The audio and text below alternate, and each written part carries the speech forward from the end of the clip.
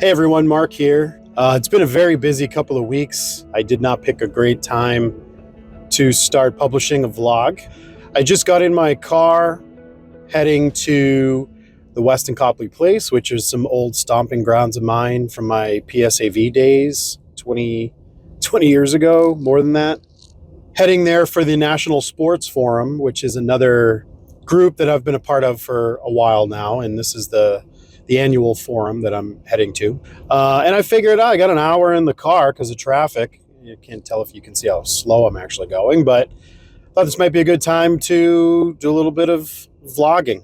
I've been working on a few different topics to talk about in these vlogs. There's just so many stories and pathways that I've taken and friends of mine have taken that I feel like are good to get out there and to talk about.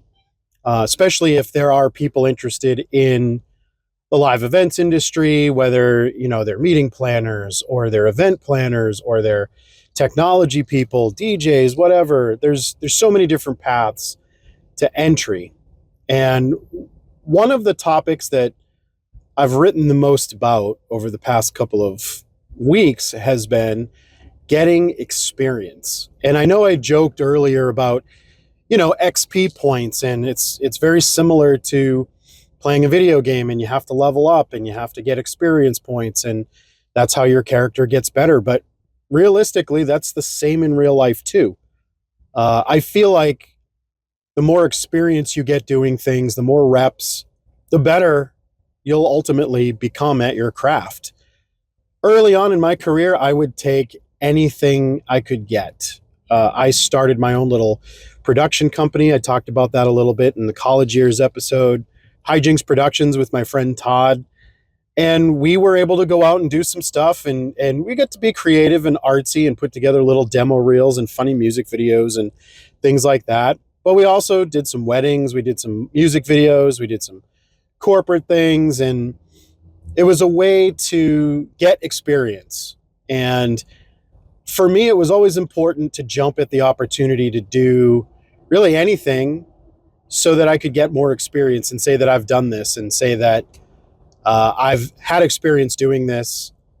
And for a lot of people, if there's no money in it, if they're not getting paid, it might not be interesting to them. I know there aren't a lot of internships these days like there used to be. A lot of them were unpaid internships that you just went and got experience. Maybe you got a grade. For me, it was a way to get as much experience as possible. Personally, for me, getting experience is different than making money. We all have jobs and careers, and you got to pay the bills, but sometimes to further your personal brand, you've got to get out there and make a name for yourself. For me personally, I would go out and I would do everything that I could possibly do. I would make videos for people. I was like doing DJ stuff for a little while there. I was doing car radio installations. Like I would just do everything that relayed to the AV experience that I had.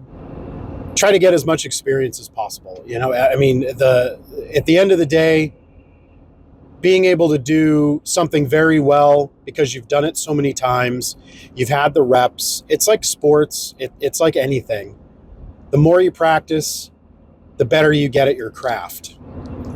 I know we talked a little bit about my college years and how I didn't have the best experience, and I'm very open about that, but I did get a lot of great experience from my time there. Meeting Dave James at Concert Sound and Lighting, which we talked about a couple episodes ago, being able to get the experience in that live event world that I really wanted to be a part of. One of the best things that happened to me while I was in college professionally, in one of our classes, we were working on resumes, and Monster.com was really big at the time. It was the only place where you could go at the time. I mean, we're talking 2001, where you could go and build a resume and post your information and look for a job and have recruiters find you. There really, before that, wasn't anything like that. So I was lucky enough to put my information out there with a lot of the experience that I had already built just in a few short years of being in a vocational school in my first year in college. And I got a call from a company at the time called Presentation Services, or PS. That company ultimately became PSAV a few years later. And then after that, now they're called Encore Global. Massive company now. Back in those days, they were still pretty big. I mean, they were one of the best, but they were definitely growing when I became part of the team. It was one of the best calls I ever took. I remember talking to the recruiter and having a discussion about where I wanted to be, what I wanted to do with my life. And to that point, I mean, I was an 18-year-old kid. I had never really had those discussions with anyone. Maybe my parents, my grandparents, but never with someone who is involved with my career path. And that got me excited. We were starting to talk about where I wanted to be financially, where I wanted to be professionally. I took the job as a technician in a hotel. I started at the Sheraton Boston. They asked if I could meet at the Westin Copley, where I'm heading right now for the sports forum.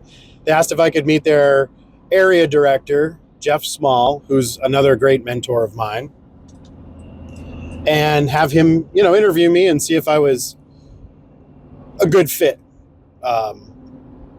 I think it was more of a personality thing because they had my resume. They knew what I was doing. I had this great meeting. Geoff was great. We hit it off really well. There's a couple funny stories about my interview that we'll talk about later. Maybe we'll interview Geoff someday and he can tell it because it was pretty funny. I was hooked from that moment with Presentation Services. I started about a week later. I was still in college full time and I was really just working nights part time at PS. I started at the Sheraton Boston. I worked under a good friend of mine and another mentor, Pete Maguire. He was our director at the Sheraton Boston. We had a lot of assistant directors when I started. We had Ed Eggersheim, who's a staple up here in New England audiovisual. Rich Jestings was one of our ADs. One of my really good friends, Rob Delaney, he's at Ice 9 Productions now. We were kind of the night team. And there were a few other guys that we worked with, and there was also kind of a rotating carousel of people from other properties that would come by. We also had some other part-timers that would come by when it was really busy. But man, I got hooked into that business so fast because it was everything I wanted. It was fast-paced. It was high intensity. It was turning and burning rooms. It was constantly setting and striking. And that's really what I liked. I liked doing the live event aspect of it. I didn't necessarily just want to roll into a studio every day or a control room every day. I did ultimately love doing that, but this was so much more fun for me. And Presentation Services ended up being a great fit. I ended up going full time at Presentation Services. I remember my dad wasn't super happy with me when that happened, but I took the gig. Nighttime tech, working with Rob Delaney every night at the Sheraton Boston. And it was awesome. We basically set all the rooms for the next day. Sometimes we'd have some nighttime events that we'd get to operate. But it was a lot of fun. I had a great time. There wasn't a ton of pressure on the night crew because most of our events weren't happening till the next day, but got a lot of great experience learning how to set and strike rooms, learning how to tape cable, getting all those general AV things out of the way at an early age, and really understanding what it meant to be a hotel audiovisual or a corporate audiovisual professional. And I really loved it. One of the best parts of being a technician at PSAV or PS was that I was hungry to do very challenging things, and they were hungry for technicians that were looking to do creative things and were looking to do stuff that was, a little bit more advanced so that they could show some value.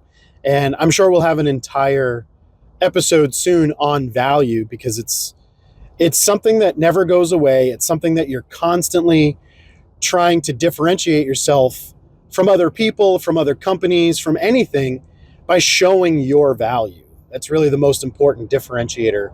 But we'll get into that at a different time. But for me, my value was I wouldn't say no to anything. And do I regret maybe saying yes to a lot of things that caused some pain and maybe weren't the best decisions at the time?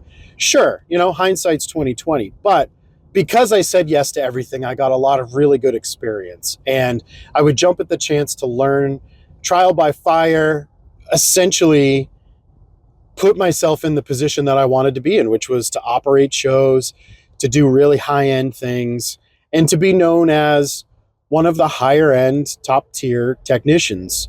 At that time, I really fancied myself a video person. I knew a lot about projection from my time at South Shore Votech. I knew a lot about switching systems. I knew a lot about broadcast video systems and signal and things like that through my broadcast experience at the TD Garden and at Masscom. But I was able to put all that together and actually apply it and solve a lot of problems while in this technician role.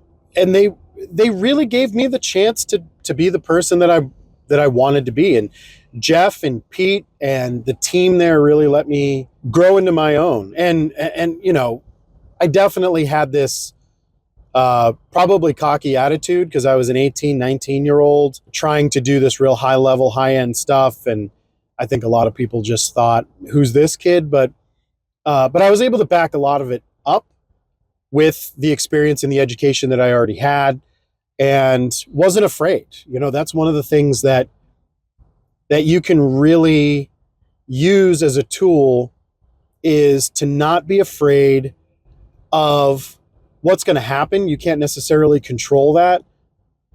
Definitely have a little bit of fear in the back of your mind that this could go sideways, but have plans ready, have a system where if something does go sideways, you know how to react. You can't be so afraid to take risks that you don't grow and you don't try new things and you don't put yourself into uncomfortable situations that make you grow. And I'm not saying get into a situation where you're uncomfortable and it's giving you anxiety and it's making you miserable. I'm saying challenge yourself, get to a place where you're comfortable doing what was uncomfortable, and challenge yourself. I was constantly challenging myself to say, yeah, I could do this. And people that I would look up to, I would say, can you show me? Can you maybe sit down with me and just go over this piece of hardware? Or can you go over what this lighting console is, or how it works, or how should I be thinking or approaching things? And a lot of people would sit down with me. And this really started my career path in being a corporate audiovisual or a professional audiovisual person. If you can find a job that's 9 to 5, where you can be home and you can see your kids, the corporate world is kind of where that's at. You're not really touring. Your schedule is fairly forecastable, in a sense that in this market in Boston, when your busy seasons are going to be, when your slow seasons are going to be. It ebbs and flows. It has done pretty much the same pattern for 25 years in this industry. So you kind of know, hey, I'm going to be really busy in the spring and the fall. It's going to be pretty slow in the summer and the winter. And things might pick up and you might see some irregularities or some exceptions to the rule, but still, you're pretty much guaranteed that that's going to be it. This is one of those jobs. If you work in a hotel, you pretty consistently know what your schedule is going to be. You might have some really busy weeks and you're banking some of that paycheck, but you might also have some weeks where you're home and you might get to see your wife or your significant other or your kids.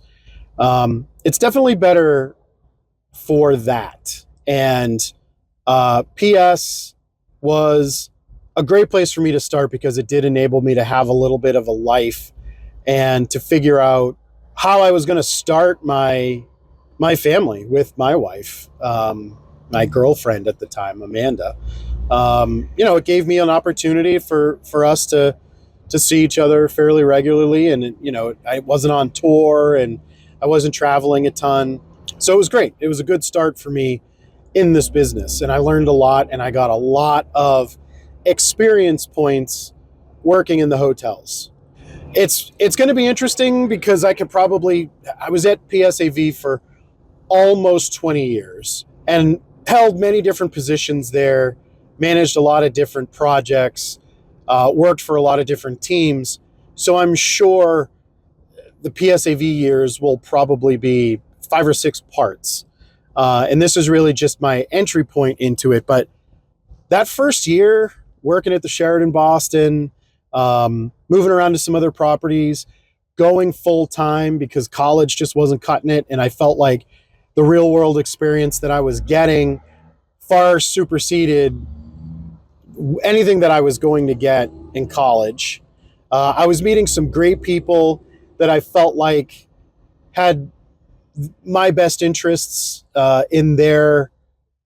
my interests were their interests, and my success was their success. And that was a pretty good position to be in. If I did well, they did well. Rising tide raises all ships.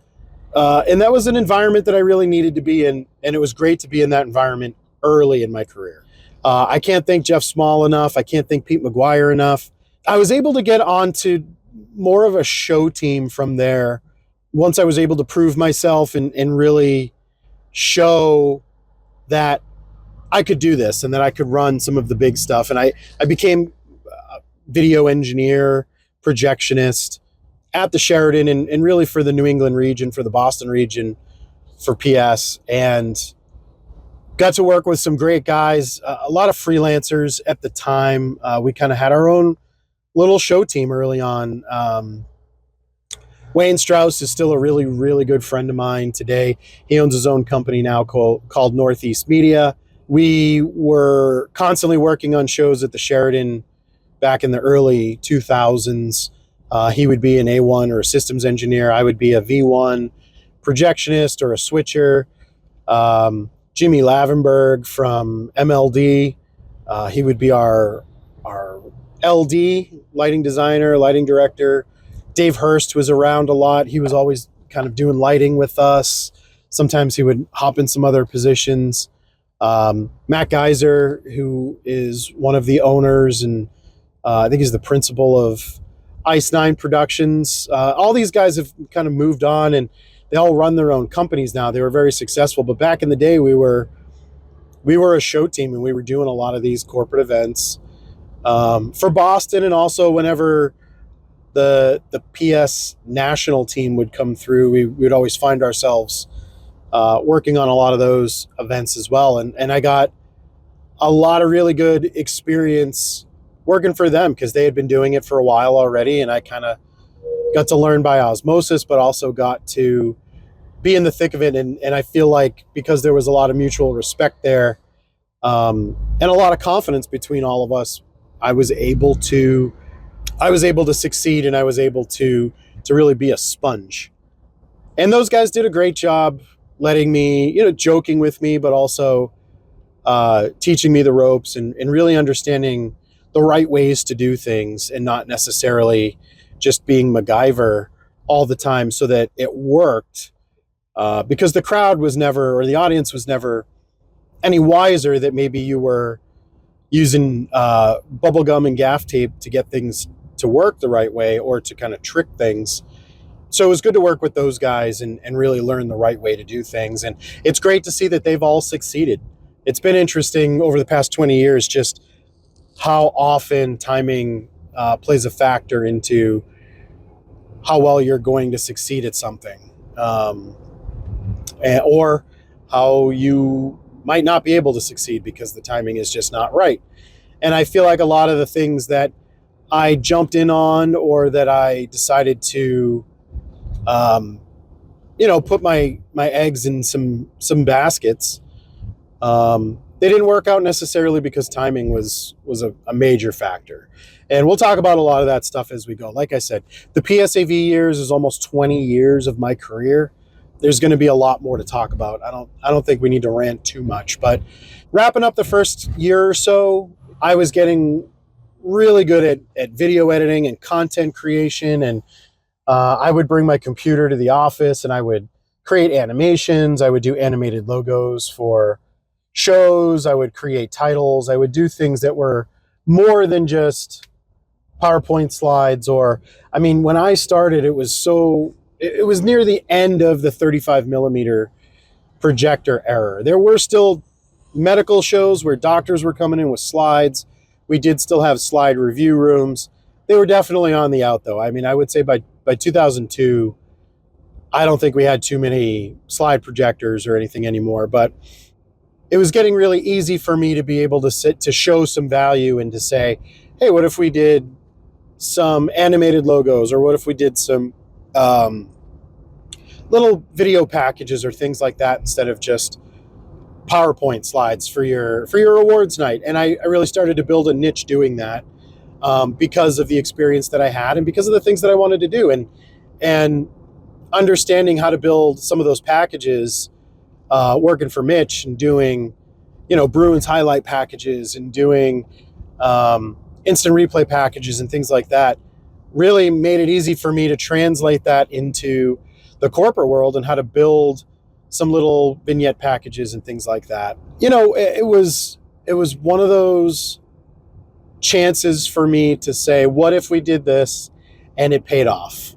And the guys were very, very receptive to the ideas that I had at that particular property, to the point where it really grew, and Geoff Small made me more of a regional creative resource to do videos and to do logos and graphics. And we kind of created our own little creative services agency in Boston. We weren't doing anything too over the top. We were really just making content, but it started to get me known a little bit more nationally within the company. And as the company started to transform into PSAV and it started to develop its own national presence instead of these more regional presences, I was starting to get noticed a little bit more, and Geoff and Pete and the guys were doing a really good job putting me on a pedestal and making sure that the right people knew what I was working on and the ideas that I had and where I was taking the region in particular and how creative we were being. And I think we'll kind of stop it there, because that's a good segue into, I think, the next episode, which is going to be really laying into some of the more national things, some of the things that I got to do with our regional branch office, working with Doug Johnston, which was a huge change of pace for me, getting out of the hotels and working more regionally, working with some of our national sales folks, working with the national production people, and what that did for the trajectory of my career, by stepping even more out of my comfort zone, trying more things that were great for the company, great for the region, and great for our own growth, but also extremely beneficial for my own growth. So with that, I think I'll leave it there. I really appreciate the feedback that I've been getting.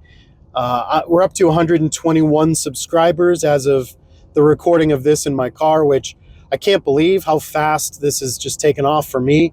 Like I said, this really it's not about me. It's about getting information out there for people that are interested in this. I've had some people ask, why are you doing this? I mean, a little bit is about my own branding and who I am and who I want to be, and the goals that I've set for myself for this year, which we've talked about in prior episodes. I'd really like to write a book. I'd really like to become more of a professional speaker and speak to groups and to audiences about AV technology, about growth, about leadership. But also, I just want to help the youth. I want to help students. I want to help people that want to get into this industry of live events, of meetings, of concerts, sports and entertainment. I want to help anyone that's interested in getting into this career path just by sharing how I've done it. But also, I want to let people know I'm here to help you. You know, you can reach out to me. You can direct message me. You can email me. LinkedIn's a great place. I get a lot of comments and a lot of feedback on LinkedIn, much more than I do on YouTube or TikTok or other places that I post my content. But feel free to reach out. I'm happy to make connections. I'm always happy to make introductions and connect dots for people, and even give advice. If that's all you're looking for, I'm happy to do that. That's what this is all about. And I hope that I can at least help a few people get the job that they're looking for, or get the experience that they need so that they can do some of these amazing things that I get to do. I absolutely love it. I hope that people enjoy listening to my stories, because I really enjoyed living them. Hopefully I'll be back on next week and try to help someone out today. Thanks.